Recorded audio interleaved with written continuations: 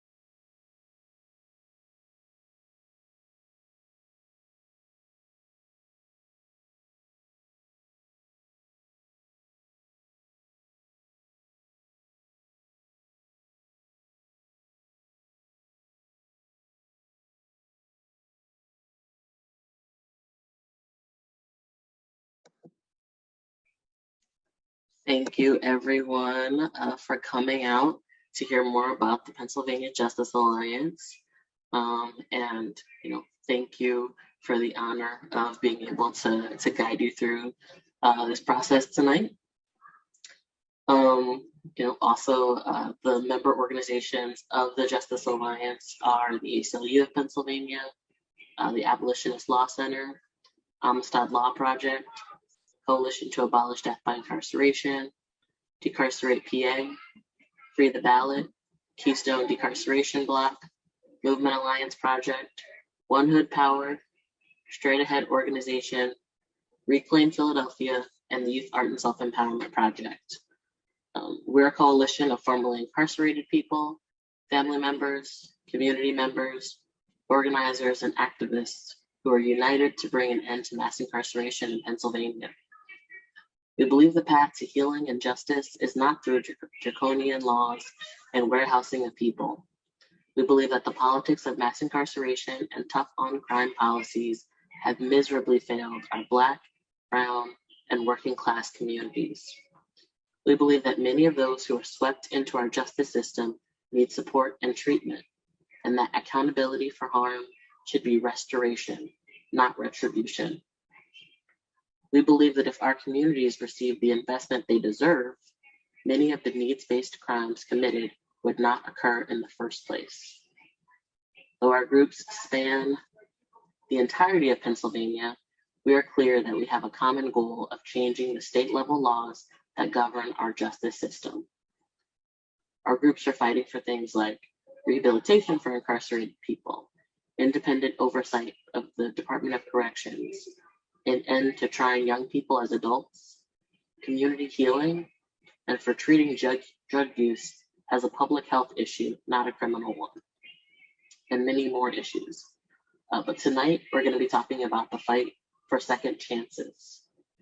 We envision a criminal legal system that is entirely different than the one we have now.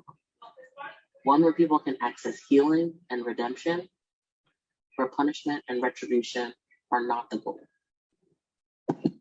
So I have a treat for you because tonight we're going to be hearing from Ms. Dee of the Coalition to Abolish Death by Incarceration.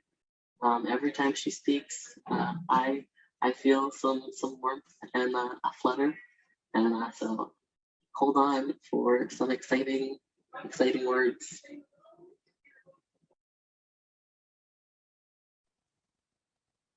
Hi, everybody. As you all know, my name is Lorraine Hall by the government is concerned, but everyone knows me as Miss Dee or Mama Dee. And I know, I don't know if y'all can see it, but this is my second chance t-shirt. And I truly, with all my heart, believe that we all deserve a second chance, let alone those that are incarcerated. And I say this not only because my son is incarcerated, he's been there from the age of 18. He's been in 27 years. But also as a sister that had a younger brother at the age of 25 murdered to gun violence. And you see, when I woke up that day, things was going for me so good that I was happy-go-lucky, like a kid at a toy store.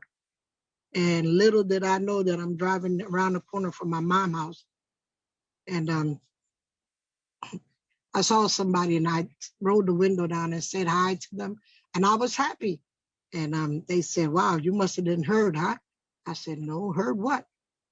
And that became one of the worst days of my life because she told me somebody killed your brother. And I lost it.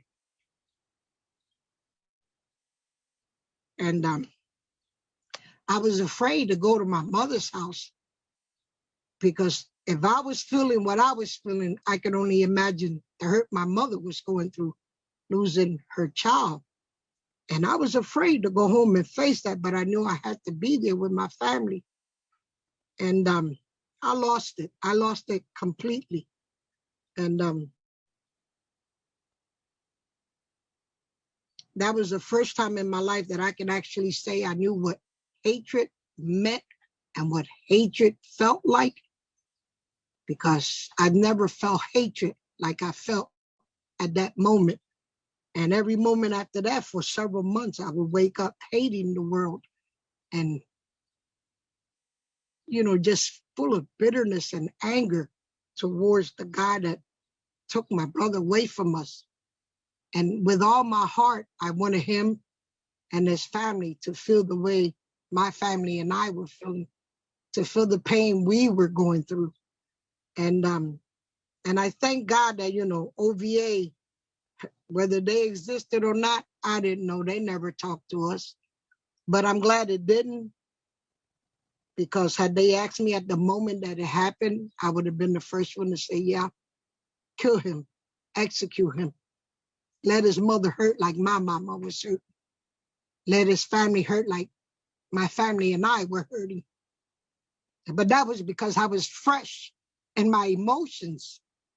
But I had to get a grip of myself after several months down the road, because I didn't like who I had become. This person, I woke up every day angry, and I didn't trust nobody. I didn't care about nobody, didn't care for nobody, because I'm missing a brother that shouldn't be missing. But and that's why I always give God all glory, because it's because of him that I am able to forgive this young man and fight for his freedom as hard as I'm fighting for my son's freedom. But little did I know that God was preparing me, because as you know, my son is the only child I've ever had. And several years down the line, he gets incarcerated for life without parole. And I'll never forget the day that we was doing some kind of conference. I had already in my heart forgiven this man for killing my brother.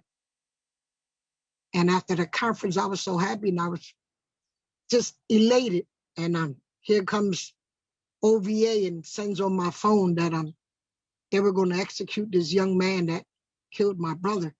And us as a family, what did we think about it? And it was like a knife going through my heart, and I called Wispy, I talked to Wispy and I cried to him and I told him, this is not what we want for this young man. Yeah, he killed my brother. Yeah, that I used to feel that way.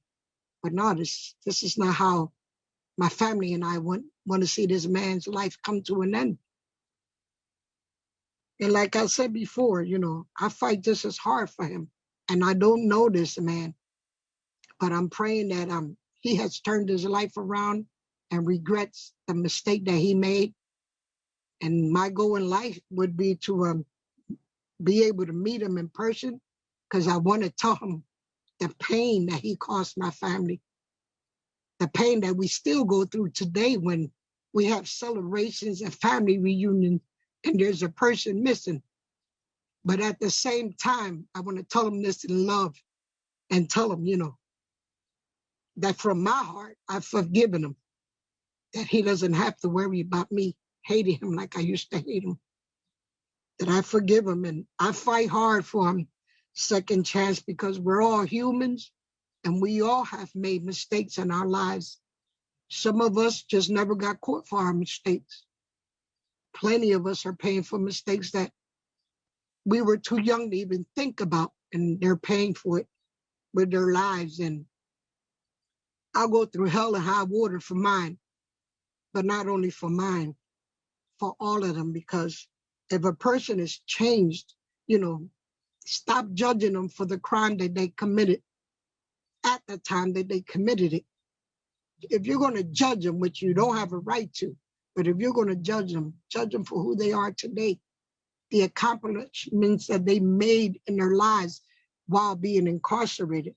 And then these legislators that have a tendency of saying, our communities would be safe if we lock them all up. And well, surprise me, because I'm worse off in my community now, because they have all the fathers and the mothers incarcerated, and there's no one out here to teach these young people about life and what life is in jail, that it's not a joke, and to help them, and to stir them the right way.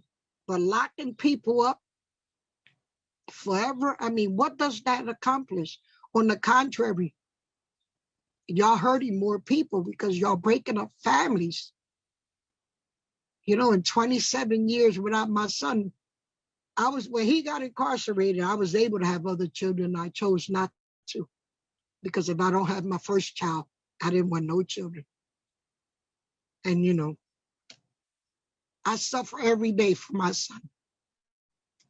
But I also hold my head up because I know I'm his voice and I'm his strength. But he's my motivation for all that I do.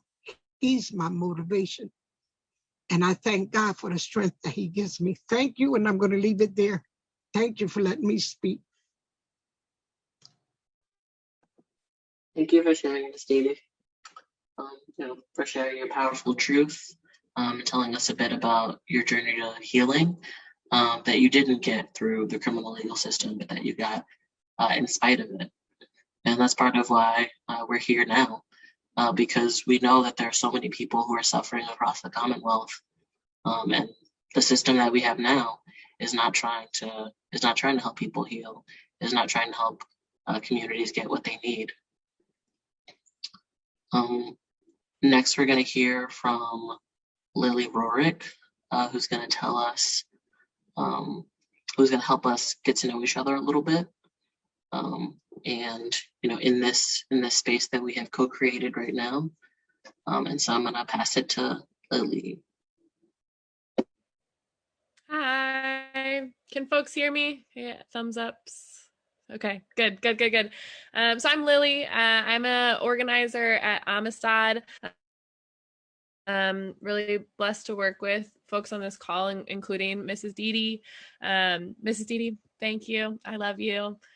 You are a force for good. And every time I hear you talk, I'm just like, oh, this is the leadership that we need. This is the leadership that we need and that we deserve. And we just need a system and leaders who are brave in the ways that you are brave, who can look at humanity honestly with all of the love and complexity that we deserve, who can recognize pain and know that we have to meet it with mercy and compassion. We're here tonight because we need a system and leaders that recognize that there is something to hope for in people that have caused harm, people like all of us who have caused harm, and who hold a vision of justice that's based in the belief that people can change, So we're here tonight to talk about second chances because we reject this current model of justice where it's about punishment and it thrives on the idea that you can throw people away and say that there's no hope for them.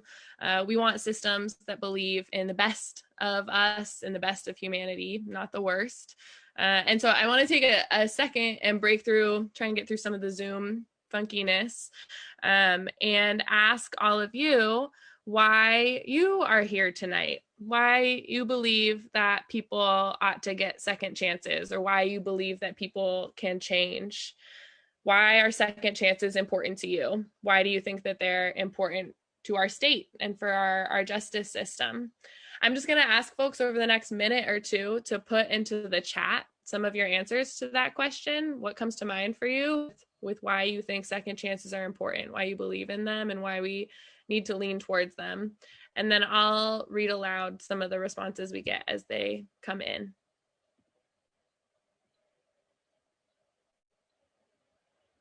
Stephanie says, because we're all human who all make mistakes. Chris says, everyone deserves healing.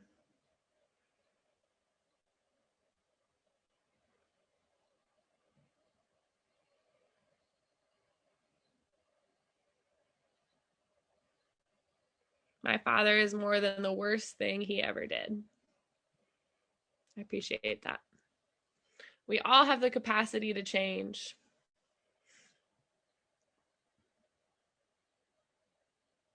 People make mistakes just like computers. Second chances are important because we all make mistakes. Love, learning from mistakes is a human condition. Our system punishes the symptoms of trauma without addressing causes. Most people aren't bad people, they're traumatized. People grow and they learn from the mistakes. Because no one person is defined by a decision made in a split second. Each of us is more than the worst thing we've ever done. The meaning of the cross is the meaning of second chances. We are all growing and learning daily.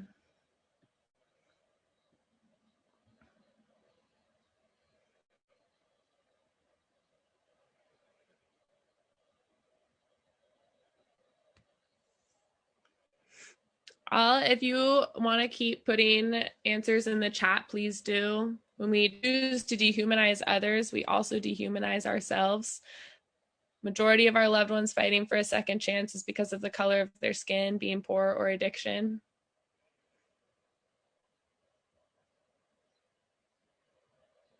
I'm seeing a lot of ways that our current system just does not meet the actual needs and problems that we have, right? Please continue to put your answers in the chat, but Chris, I'll pass it back to you so we can keep hearing from folks who are fighting for some of these shifts at a state level. Thanks y'all for being here. Thank you, Lily, and thank you to everybody who shared in the chat. Please continue to share. We really want to hear from you. We're all working to build a movement together, and even though we're not in the same physical space, we're very much in this work together. Now we're going to hear from another vibrant organization about the work they're doing to win second chances. We're going to hear from Roxanne Harrell of Straight Ahead Organization about a campaign they are leading along with Amistad Law Project and the Coalition to Abolish Death by Incarceration. Roxanne? Thank you, Chris. And thank you everyone for being here. It's really exciting to see everyone's faces and to hear Miss Didi's story. It's the first time I'm hearing her story, and I'm so grateful to be able to be part of this. And like Chris said, I'm Roxanne Farrell, and I'm the campaign director for an organization called Straight Ahead. Some of you might not be familiar, but Straight Ahead is a C4 organization that is coming out of the Abolitionist Law Center. And we are launching a campaign to end death by incarceration in Pennsylvania, in addition to winning the fight for geriatric parole. At Straight Ahead, we are very much the new kids on the block. We're brand new and we're still setting up, how we want to do things. But we are very excited and ready to do this work and join our partner organization, Abolitionist Law Center, and our comrades at Amistad Law Project and CADB and HRC as we fight to create a better world and a better Pennsylvania and a better system for addressing harm in our society. So, as it's been said before, at this forum, we are here to talk about second chances and giving second chances to those who haven't had hope of a second chance for years. And this has been the case in Pennsylvania for a very long time. So I want to give you a little bit of background in what I guess the landscape looks like in Pennsylvania. And so in Pennsylvania, we are one of the leaders in sentencing people to death by incarceration, and we have sentenced more people than 41 other states. This has led to the current situation where we have over 5,400 people serving death by incarceration sentences, which is also life without parole. For those who don't know, death by incarceration is the term that we use for life without parole because really it's more reflective of what the sentence actually is, because the only way that people get released is through death, really, and it reflects the reality of what the sentence actually is. So in Pennsylvania, there are currently 5,400 people in the prison system in this state serving death by incarceration sentences. 2,600 of those are over the age of 50, and of those 2,600, 73% of them were sentenced before the age of 25 years old. So they've been in prison for decades without, the hope of ever being released. Now in Pennsylvania, there's no such thing as life with parole, only life without parole. So when you are sentenced to life in Pennsylvania, it is literally a death sentence, and it is a sentence that carries with it no hope for a second chance, no hope for ever having a second chance to, be reunited with your family members. There's no second chance to live a life outside of prison. There's no chances at all. So, it's this, and it's really unfortunate and sad. And because many of these people have demonstrated they have a great capacity to change and to be productive members of society. And, it's been said before, we are not, the worst thing we've ever done. People make mistakes all the time and they can change. And, and many of these people have demonstrated just that in prison, and they should be judged by, who they are right now. And many of these people can be released out into society without any risk to their communities.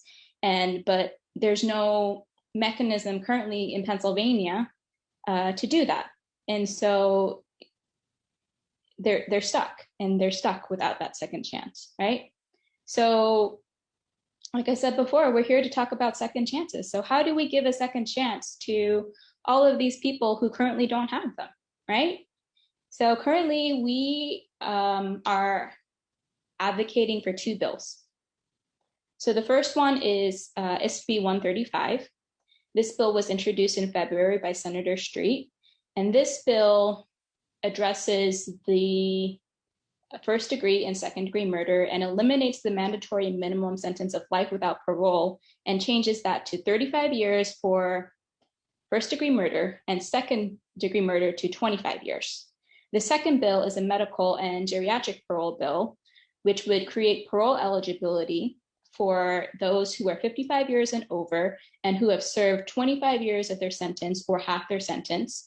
And it would also create parole eligibility for people who have chronic medical conditions or who have terminal illnesses. So I'm going to be honest, this is not going to be easy. This is going to be a tough push. The legislator right now in Harrisburg, as I'm sure many of you are aware, is not in our favor. And there are many people who do not support this type of legislation. They have very fixed ideas of what incarcerated people are and who they are. And they have a mindset of punishment, not of, second chances. So it's going to be really hard. But, so what we have to do in order to get these things passed is to build a movement of thousands of people across the state that are going to be ready to take action and to advocate for these bills and to, talk to their elected officials, talk to their community members, talk to their family members, talk to everybody they know, in addition to having a robust information campaign so we can help to shift the narrative from this idea that everyone deserves to be punished to the max and without mercy to everyone deserves a second chance, right? We need to change that. So, like I said before, this is not going to be easy. And the reality is that passing these two bills is not nearly enough. But it's an important start to get relief to thousands of people and a hope for a second chance that they currently don't have. But, if I'm being honest, we want to do a lot more than this. We don't only want to pass two bills that are going to potentially provide relief to thousands of people. We want to transform the whole system that will guarantee relief to millions, right? Create a whole new system that's based on mercy and that acknowledges people can change, that that addresses the things that lead to people being incarcerated. The system that we have right now doesn't consider any of that. And so while this is an important start, and this is not where we're stopping, right? So I'm going to invite all of you to join us as we move straight ahead towards abolition. So thank you.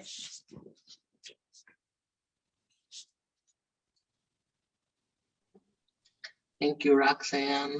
And thank you especially for sharing information about life without parole, death by incarceration, and what that really looks like in Pennsylvania, what that's meant for our communities, and some of the work that's being done to try and get folks second chances and the ability to come home who are currently serving these sentences where the state doesn't want them to have the ability to come home at all. Next, we're going to hear from Sean from the Amistad Law Project. He's going to talk a bit about Board of Pardons and the campaign around that. You there, Sean? Yes, I am. Hey, everyone. Thanks for coming out tonight. And thanks, Chris, for the introduction. And I'm here tonight to talk about Amistad Law Project and our campaign to get the Board of Pardons to commute more sentences of people serving life without parole, or as we call it, death by incarceration. And I think some important background for you to know is that the Board of Pardons is the only place where people sentenced to life without parole can currently get a second chance outside of getting exonerated in court. Ultimately, we are working with Straight Ahead in coalition to abolish death by incarceration and Abolitionist Law Center to win parole eligibility for lifers. But in the present, we're fighting for the Board of Pardons to reunite more people with their families, because it's really one of the only avenues that exists right now for people to come home. Now, historically, the Board of Pardons was a place that was at least somewhat of a possible pathway home. People were often told when they were sentenced to life without parole that if you keep your head down and complete the programming available to you in prison, that you'll probably be able to get commutation in 25 or 30 years. And people were told that because many people used to receive commutation. In the 70s, for instance, dozens of people used to receive commutation every year. And there were only about 500 lifers in the whole system. Today, there are over 5,000. And one thing that's contributed to that dramatic rise of death by incarceration was that the Board of Pardons essentially shut down second chances in the 80s and 90s. How did things at the Board of Pardons get so horribly derailed? Well, I think the way we have to talk about that a little bit is to talk about the rise of mass incarceration. The way that I like to put it is in response to movements in the 60s and 70s for civil rights and racial justice, politicians who wanted to keep an old system of white supremacy in place invented a new political trick to do it, and they called it tough on crime. Politicians on both sides of the aisle, Republican and Democrat, tapped into the racial resentment felt by some white voters who didn't like how things were changing and channeled that energy into passing policies that would create mass incarceration as we know it today. And for politicians, passing a tough on crime piece of legislation was a quick way to make a name and build their career. But for communities in Philly and Pittsburgh and in small cities like Chester, Reading, and Allentown, it was just absolutely devastating. People in those heavily policed communities were funneled into a quickly growing constellation of state prisons that we see in Pennsylvania today. So with commutation in the Board of Pardons, the number of people getting their life sentences commuted started slowing down in the 80s as this tough on crime movement picked up. And one of the moves that some of the politicians who were behind this made in the 90s was to reform the Board of Pardons in a negative way. And to do this, they used the case of a very disturbed lifer named Reginald Mcfadden, who was rewarded with commutation because he had informed on fellow prisoners during the Camp Hill prison uprising. Every person I have ever talked to who was incarcerated with Mcfadden said that everyone who was locked up with him knew he was deeply disturbed. Yet this man was rewarded for the antisocial behavior of selling out other incarcerated people. And predictably, when he was released, he went on a crime spree and he killed several people. And then the politicians used that as a pretext to call a special session of the board and change the state constitution so that if you are a lifer to receive commutation, you need to get a unanimous vote from the Board of Pardons instead of what you used to just need, which was a simple majority of the board. And then the governor, of course, would need to sign off on your application for you to come home. So after this happened in the 90s, things were shut down at the board for decades. But in recent years, we've been changing things. Many people have pulled together a powerful movement to end mass incarceration. We've been able to mobilize hundreds of people to the Capitol every year to call for second chances. We've been able to host countless town halls and move this conversation in the media and in the streets. And that's helped shift the common sense around sentencing people to die in prison. We are changing things. In the full 2 decades before 2018, only 15 people were recommended by the board for commutation. That's 20 years where taken if taken as a whole, less than one person gets recommended per year. But since 2018, since our movements have really been pushing at the board, we've seen 33 people recommended by the Board of Pardons. And outside of one person who tragically and needlessly died while waiting for Governor Wolf to sign off on his commutation application, and one other person who has to do an additional year on their sentence on a separate charge that was part of the deal of their commutation, every one of those people has come home. So that's 31 people who have come home in a matter of 3 years, compared with only 15 over 20 years. I'm just going to say that one more time. 31 over 3 years versus 15 over 20. Without a doubt, we're cracking the door back open at the board. How have we been able to do this? Well, in short, we've shined a light on the board. We've talked about them in the media. We've mobilized people to advocate with the board. We've held protests. We've held board members who shut down second chances accountable. When Attorney General Josh Shapiro voted against a ton of people in the winter of 2019, we mobilized hundreds to protest outside of his offices in Philly and Pittsburgh. Throughout the course of this pandemic, we've hosted a number of social media actions, organized letter writing campaigns, and pulled together organizations to advocate directly with the board for them to commute more life sentences. Tonight, we're going to ask you to take action with us again. It's later this week that the board will be voting on whether to grant a number of lifers public hearings. So on Wednesday, May 5th, we're going to go online to tell board members, Attorney General Josh Shapiro and Lieutenant Governor Fetterman to vote yes on second chances at the board.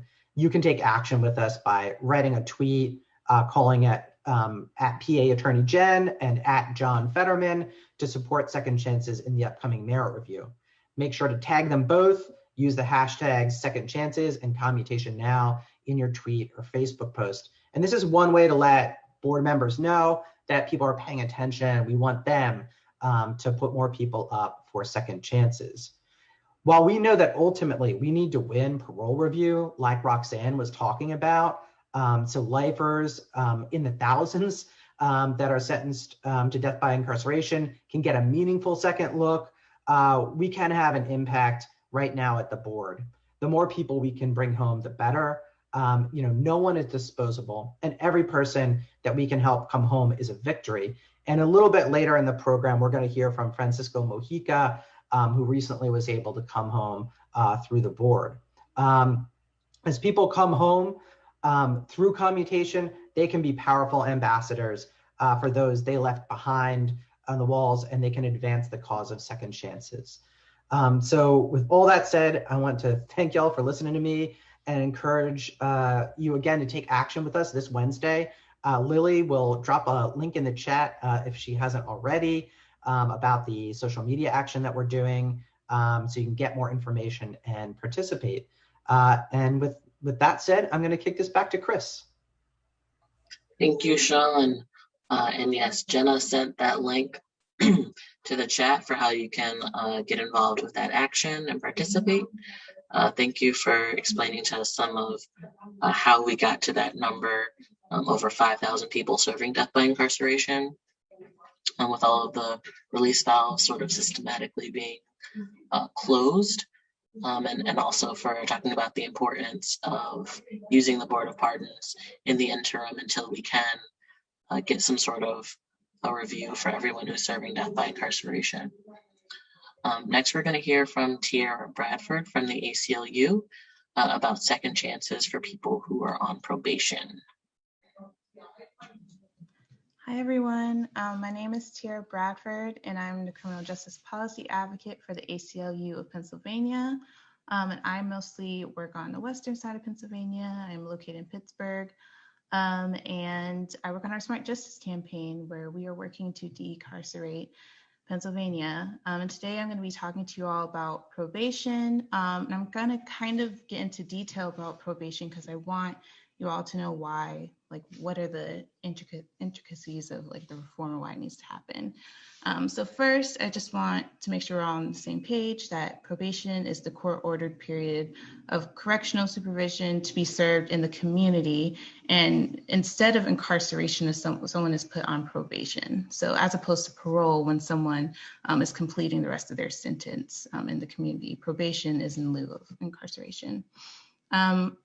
So what it's like to be on probation, the conditions of probation can be very onerous, right? The conditions can include having to meet regularly with an officer, paying supervision fees, so you're paying to be supervised, finding and maintaining employment as a person with a conviction who is on probation, undergoing random drug testing, having your home searched randomly, prohibiting travel outside of your county without approval.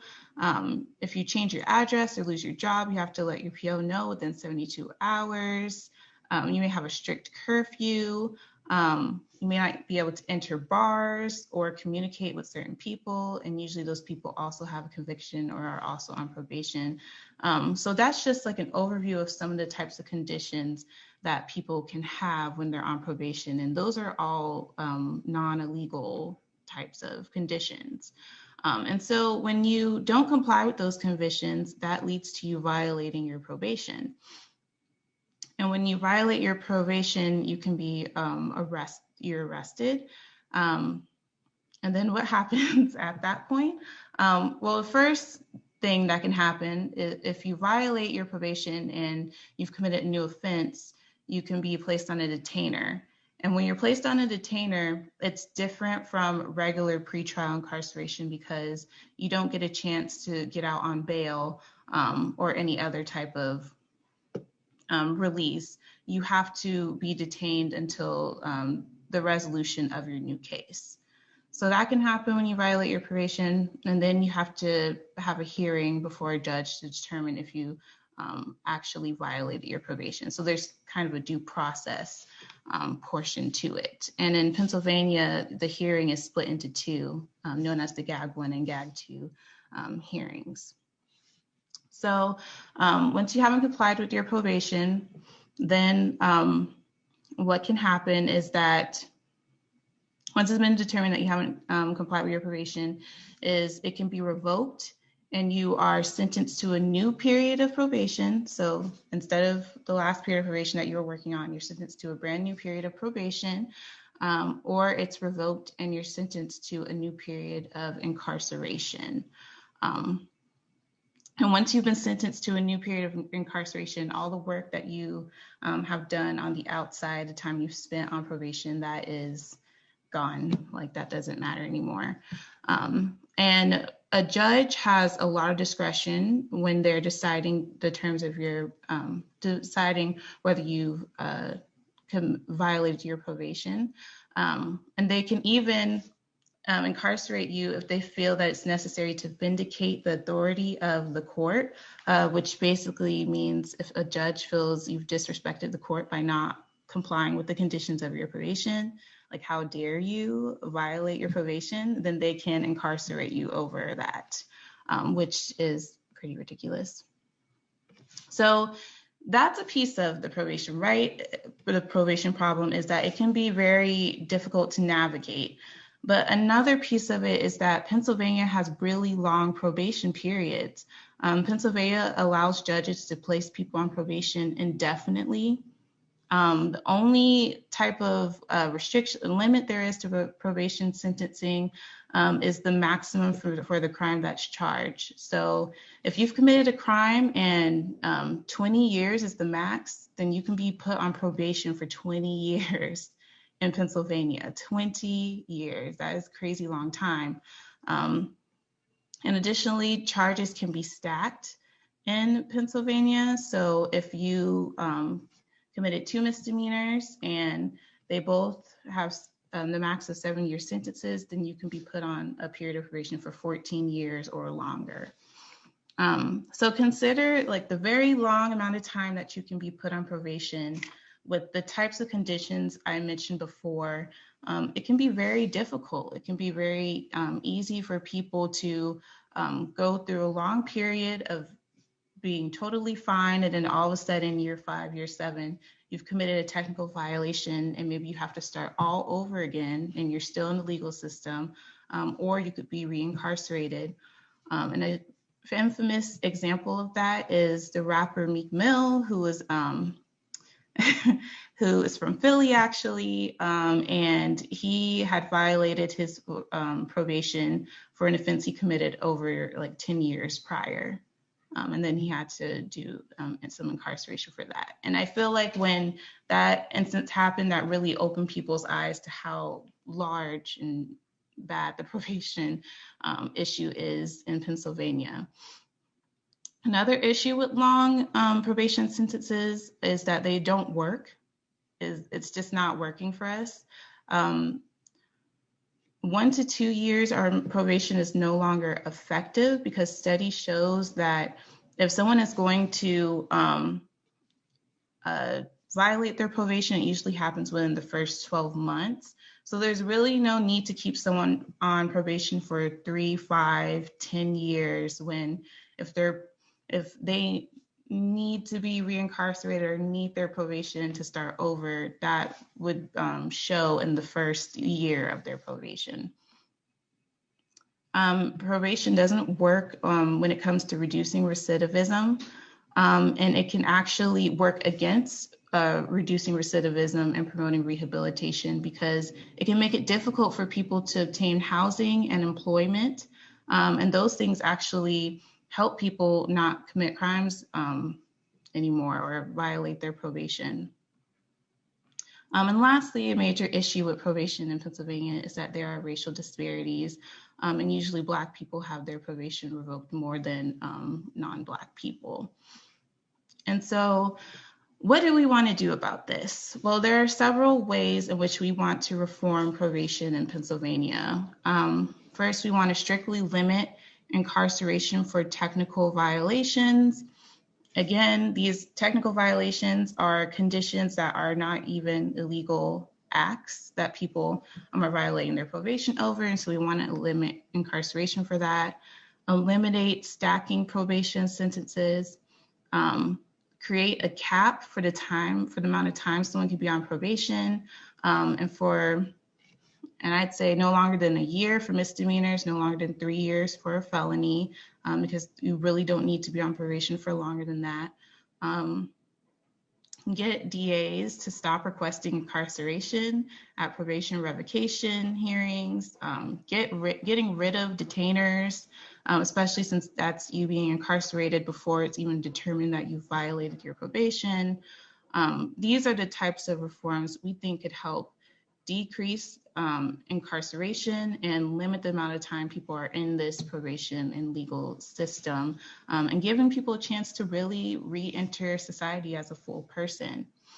And lastly, I just want to talk about some of the legislation that we've supported or been a part of. The first was SB 14 from the 2019 to 2020 legislative session.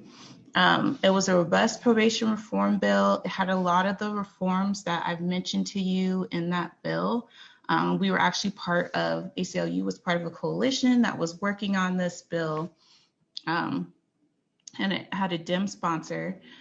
Unfortunately, the bill was amended and gutted very, very badly during that session. A lot of the reforms that we initially wanted were taken out of it. And things were added to make it much worse, including allowing judges to incarcerate people after revoking their probation, increasing the length of incarceration for technical violations, which is mind-blowing because how can you increase it even more, and complicating the process for having your probation terminated. So we ended up actually no longer supporting that bill and actively opposing that bill because we actually thought it was going to make probation worse in Pennsylvania.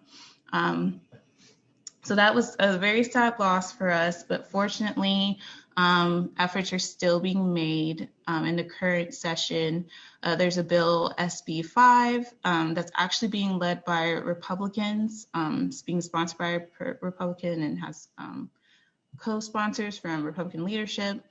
And it has the same language as the original SB 14 bill, which means it has all those good reforms that we initially wanted at the current state that it's in right now. This bill, it's going to be a battle. Like, this is definitely going to be a campaign. And there's always going to be the possibility of the bill being amended. But that is why we have to pay attention to the legislature and what is happening to make sure that we are not accidentally supporting things that we think are good that are actually going to make things worse. And I just want to say on how you can get involved is one, I think we need to be talking about probation more and why it needs to be reformed and how it's making people's lives worse. Kind of like how people are talking more about cash bail. I think we need to be having those same conversations around probation, supporting good bills when they happen, and especially, and not just support from organizations like the ACLU, but support from everyday people. For example, we're going to be having a fall academy where we're teaching people the one-on-ones of lobbying and just coming up and getting on these legislators' nerves and getting what we want out of them. So yes, that is my presentation on probation. If you have any questions, let me know. Tiara, is there a way that people can get plugged into that academy? So we don't have, I don't think we have that set up yet, but if you pay attention to our website and our social media, which I'll put in the chat, we will be letting you all know when that is happening. Thank you. And thank you for sharing that really important information about probation, and how it, can sort of impact people that we know, people that we care about, even after they're home, can, continue punishing them. So now you're getting to see a little bit about the breadth of the ways in which our different organizations are fighting even for things like second chances. And I think I or someone else will throw into the chat different ways to stay involved with our different organizations, to follow our work, so you can get plugged into things like this upcoming academy, the action that's taking place on Wednesday.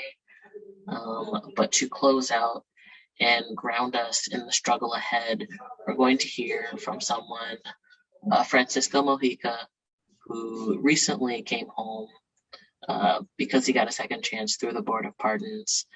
We're going to hear from him about what that second chance has meant for him. He is currently having technical difficulties, and so we're going to be hearing from him through Sean's phone. All right, Mojica, you're on now. All right. Yeah, my name is Francisco Mojica. I am very grateful to a lot of people. Before I say something, I just want to thank all the people that helped me from the beginning. Samantha Melamed, she believed in me when I was telling her that I was doing too much time because I was convicted of second-degree felony murder, which I didn't even see the person or before he was there or after, before or after. And I was convicted of a second-degree felony murder, and they convict me as to be in prison for the rest of my life without the possibility of parole. And I remember when Samantha did that article, I received a letter from the Amistad Law Project, and they were saying, look, we want to help you. Do you want us to help you? I said, yes. I was so glad when I received that letter from the Amistad Law Project. So this is very important to me. All right, being out here, it's wonderful. I got a job, I'm working, and even though I got some things that didn't hinder me, like the young lady was saying, Tyra, if I'm not wrong, and she was saying about parole, the halfway house, all that stuff is like it's stopping you from continuing going ahead, because I'm doing good. I got a job, I stay with my wife sometimes when I get the furloughs, and I'm not getting in trouble, Sometimes I do little jobs for myself, trying to make some money to buy a house. That's all I want. I want to buy me a house so I can take my wife and be comfortable with her, because also the houses do not allow me to stay with my wife, even though we've been married for over 42 years. We've been married. She waited for me, She wanted me to stay with her, but the house in the apartment does not allow me. So I had to rent an apartment that I pay $800 a month, just so I don't get out on furloughs, like the young lady was saying, parole. Now I have to be on parole for the rest of my life, I'm going to have a longer parole than the sentence that I had. I spent 30 years in prison for murder I did not commit, I'm not saying I'm innocent completely, because I was around there. Yes, I was. I say I do deserve at least 10 to 20 years. I would have been happy, with that. But besides that, the work, the people, I'm helping people. I'm doing community work. The first week I was doing community work for friends on 7th and Girard, passing out food, cleaning out the streets, and I've been out like almost 60 or 70 days. I already had 2 jobs. Now I'm in plumbing business with a company, and I'm doing good. Hopefully I'll stay in this job and don't move no more, But I really appreciate what y'all trying to do, trying to change the law. And it's very important because it's a lot of money being spent, over $100,000 on a person my age, That money can go to the schools, to the children, for education, for any other type of situation, besides for people that are being imprisoned or imprisonment, So I really appreciate what you're doing, and I hope that when election time comes, people listen, vote, and I hope that not Fetterman, because Fetterman is a great person. He's trying to do his work. Tom Wolf is doing his work. Shapiro, Shapiro, I hope that he continues doing this work, because he want to see that what he did and when he vote in favor of this person or these people is going to be good for the community, because it's a story about the bull of the community, and we are the bull of this community. We need some old people to come out here and talk to these young people out here, that sometimes they don't want to listen to nobody. But I believe that they will listen to us, I've been talking to a lot of young people, and they are listening. Young men and young women too, So I appreciate and thank you for all the support and the support that y'all continue giving me. Like Sean, Christy, y'all keep giving me the support, even though I'm not here, but y'all keep helping me. And I really appreciate you guys, So, and thank you for this opportunity to allow me to show the people that everybody that come out here is not a bad apple. It's some good apples out here. Good eating apples, So I hope we can meet sometime and talk about this stuff, that is going on in the city. Thank you. Thank you, Mojica. You're welcome. Thank you. It's really great to see you on this side of the wall. We have to get together soon. But thank you for sharing your story and a bit about what it's meant to you in your life, your family, for you to be home, and to be trying to navigate this very different set of circumstances. So thank you, everyone, for coming out tonight. Please stay plugged in. Please look at the various links that have been dropped for how you can stay connected to our organizations, and how you can get involved with this action on Wednesday, especially so you can see our upcoming actions and events that we'll be taking going forward. We're going to have some more forums in the future. The Justice Alliance will. We're talking about different aspects of our collective work. And to close us out, it would be great if everybody can come off of mute so we can all say goodbye to one another. Bye, everybody. Bye, everyone. Bye, everyone. Thank you. Thank you. Thank you, everyone. Bye. Mojica, welcome home. Thank you. Thank you. Thank you, Roxanne. Oh, you're welcome. Yeah. Be blessed, everyone. Night, Mrs. Dee. Thanks, Dee. Good night. Love y'all. Love you. Good night, y'all. It's Marcia. Good night, my Marcia. Marcia. I love this family. Good night, No y'all. doubt. Good night, Marty. Good night, Miss Didi. Bye, everybody. Love y'all. Night. Hey, Donna. Hey, love you.